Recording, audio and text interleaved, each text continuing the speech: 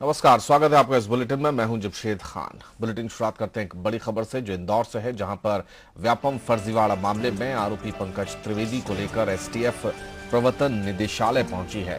पूछताछ के लिए प्रवर्तन निदेशालय लेकर पहुंची है एसटीएफ। त्रिवेदी के खिलाफ प्रवर्तन निदेशालय में भी एक केस दर्ज है। त्रिवेदी के खिलाफ मनी लॉन्ड्रिंग के तहत ये केस दर्ज हुआ है और अब एसटीएफ पंकज त्रिवेदी को लेकर प्रवर्तन निदेशालय पहुंची है, जहां पर उनसे पूछताछ की जाएगी। और ज्यादा जानकारी के लिए बात करते हैं अपने संवाददाता वसीम अहमद से। वसीम, कब लेकर पहुंची है एसटीएफ प्रवर्तन निदेशालय और किस तरीके की पूछताछ होनी है? जी देखिए, दरअसल में जब से पीएमटी घोटाला, व्यापम घोटाला सामने आया और जैसे जैसे घोटाले की परतें खुली, ईडी की इस पर निगाह जम गई थी, क्योंकि बड़ी संख्या में मनी लॉन्ड्रिंग की बात सामने आई थी और ईडी ने जो एसटीएफ से दस्तावेज मांगे थे, उसके 10 एफआईआर के आधार पर ईडी ने मनी लॉन्ड्रिंग का केस दर्ज किया था, जिसमें पंकज त्रिवेदी, अरविंदो अस्पताल के डॉक्टर विनोद भंडारी, डॉक्टर जगदीश सागर सहित 27 अन्य आरोपियों पर मनी लॉन्ड्रिंग का केस दर्ज किया गया था। इसी सिलसिले में ईडी आरोपी से पूछताछ करना चाह रही थी, लेकिन एसटीएफ के हाथ में जांच होने की वजह से ईडी को मौका नहीं मिला। आखिर ईडी ने कोर्ट में याचिका लगाई और उस याचिका लगाने के बाद, कोर्ट से अनुमति मिलने के बाद, आज ईडी को मौका मिला है कि पंकज त्रिवेदी से पूछताछ कर लें।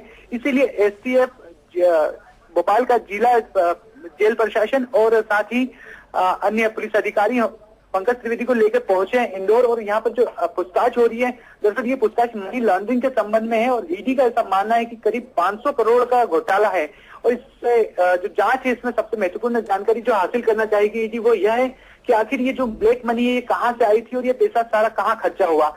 इस पूरे मामले में एक बड़ी बात सामने आ रही है कि इसमें यदि ईडी को बहुत खास जानकारी हासिल होती है तो ईडी इसी मामले में जो आरोपी है उनकी संपत्ति फ्रीज करने के साथ साथ उनकी गिरफ्तारी भी कर सकती है। जमशेद, बिल्कुल। वसीम, क्या कुछ बताया जा रहा है? बड़े पैमाने पर हवाले का पैसे का इस्तेमाल हुआ है इसमें और इस पूरे गोरख धंधे में? जी, असल में हवाले से ज्यादा यहाँ पर सबसे पता किया जा रहा है, जो पूछताछ में हमें ईडी के सूत्रों से पता लगा है कि सबसे ज्यादा गौर किया जा रहा है कि आरोपी के पास ये पैसा आया कहां से था। जो घोटाला हुआ 500 करोड़ के घोटाले की बात ईडी ने जो आधार बना के जांच कर रही है, उसमें यही जाना जा रहा है कि आखिर ये पैसा किन सूत्रों से आया, कहा इसका सोर्स क्या था और उसके बाद इस पैसे का क्या किया गया। जहां तक बात सामने आ रही है, फोकस किया जा रहा है जो आरोपी है उनके परिवार और रिश्तेदारों के पास जो संपत्ति है उसकी जानकारी हासिल की जा रही है।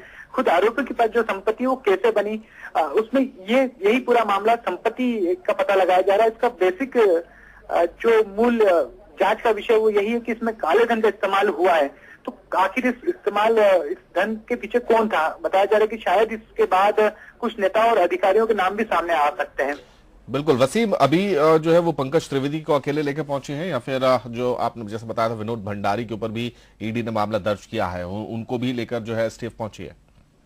जी, फिलहाल जो एसटीएफ और भोपाल पुलिस है वो सिर्फ पंकज त्रिवेदी को लेकर ये मामला जो दर्ज हुआ था डॉक्टर विनोद भंडारी के अलावा डॉक्टर जगदीश सागर पर हुआ था और साथ ही 27 अन्य आरोपित हैं। ये वही आरोपी है जिनका नाम आया था उस वक्त एसटीएफ की जांच में शुरुआती तौर पे व्यापम घोटाले में, पीएमटी घोटाले में। उनके जैसे जैसे हमने आपको बताया कि करीब 10 एफआईआर को आधार बनाया था ईडी ने और उस एफआईआर में जिन लोगों के नाम थे ईडी ने उन्हीं पर केस दर्ज किया है। लेकिन फिलहाल दिक्कत ये हुई थी शुरू में कि एसटीएफ के हाथ में जांच थी और एक एजेंसी के हाथ में जांच होने की वजह से अन्य एजेंसी जांच स्वतंत्र रूप से नहीं कर पाती। इस वजह से ईडी ने कोर्ट में याचिका लगाई थी और कोर्ट ने सशर्त अनुमति दी है, जिसमें कहा गया है कि ईडी सिर्फ उस लेवल पे पूछताछ करे कि कहीं दूसरी जांच प्रभावित ना हो। तो इस शुरुआती दौर में ईडी को जो परमिशन मिली वो पंकज त्रिवेदी की मिली थी।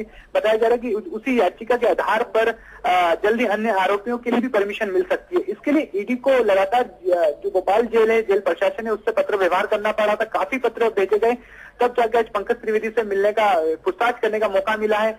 अन्य आरोपियों से भी पूछताछ के लिए पत्र जा चुके हैं। शायद इसी मामले में जिला जेल भोपाल जो है वो यदि अनुमति देता है और लाने में सहमति दिखाता है तो जल्दी अन्य आरोपियों को भी ईडी लेकर आया जाएगा। अभी जो स्थिति है, अभी कई घंटे से पूछताछ चल रही है और बताया जा रहा है कि शायद शाम के 4 या 5 बजे तक ये पूछताछ चलेगी।